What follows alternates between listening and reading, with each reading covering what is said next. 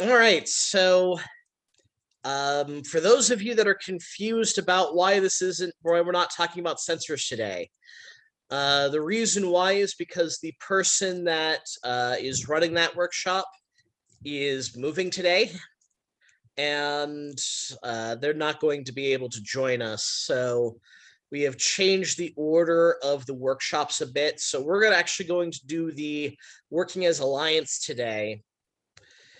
And then we're going to, as you folks know, there will be no camp next week or no workshop next week. It is the weekend of 4th of July, so enjoy that. And then when we come back, the plan is we're going to do extensions on the 10th. So linear extensions or other types of extensions on the 10th. And then the sensors will be on the 17th. That is the new plan. So today, we're going to talk about how you folks can work as an alliance. And we're going to give you folks some time to start strategizing together as teams and as alliances for the event coming up on August 7th. So here we go. Our comic of the day, Calvin and Hobbes, classic. Does this happen to you folks every time you get a group project? So what are we supposed to be doing? We're supposed to be researching the planet Mercury. So what have we found out? Nothing. I'm not going to do this whole thing myself. You'd probably goof it all up if you did. Let's get started. Yes, let's. I'll be management. You can be the labor. First, get some book. Does anyone want to trade partners? Anyone feel like that? I know all throughout high school, I felt like that so many times. And frankly, sometimes I was Calvin and sometimes I was Susie. So, okay, our first big topic of the day, gracious professionalism.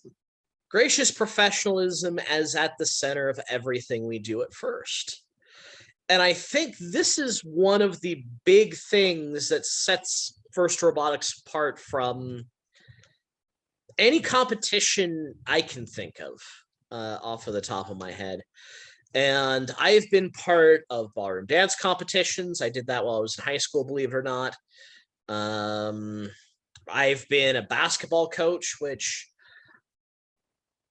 there ain't no gracious professionalism in high school basketball. I'll tell you that right now. Even in other STEM kind of things, one of the competitions I did before I discovered First was a Rube Goldberg competition, which I will tell you was a lot of fun in a lot of ways, but it didn't have this bit about gracious professionalism built into it. And again, I think this is one of those things that makes First Robotics unique with all the other things that we've got up there.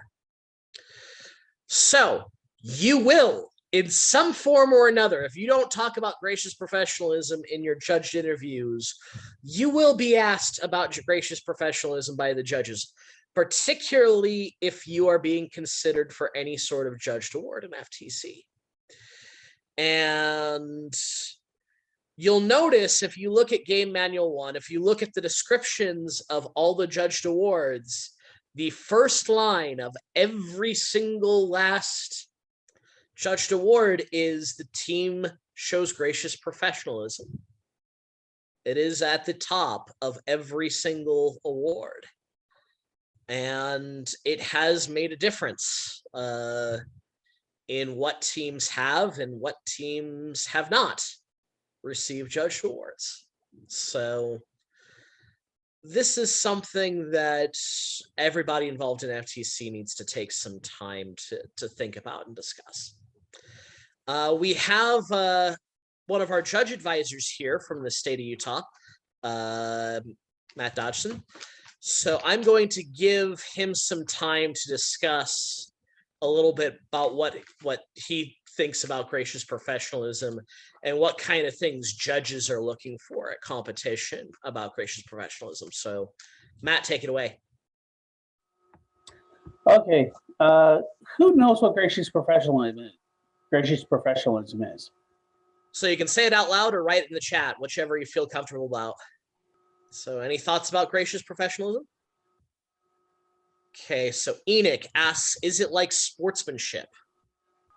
Yeah, it's exactly that.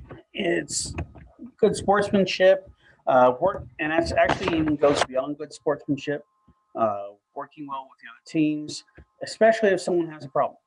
We've had several teams in the past in competitions come up, a part breaks on their robot, they don't have a replacement.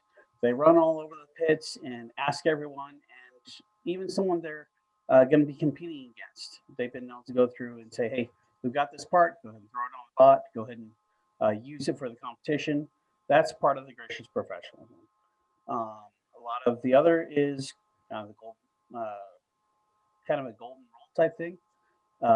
Do unto others as you would have them do unto you. Basically, work together as a team, guys. This is, yes, it's competition, but most importantly, it's a learning experience for everybody and for everyone to have fun. As far as in judging, yes, if you're not being professional or gracious to your competitors, or you're doing some questionable play methods, things like that, that can fall under gracious professionalism or ungracious professionalism in that case. And you can actually be disqualified from awards. We've had that happen, sadly, several times. But it's to encourage people to work together. It's also to encourage coaches to work together, because it's not just the kids being watched for this stuff. It's the coaches, it's the parents, it's all of that.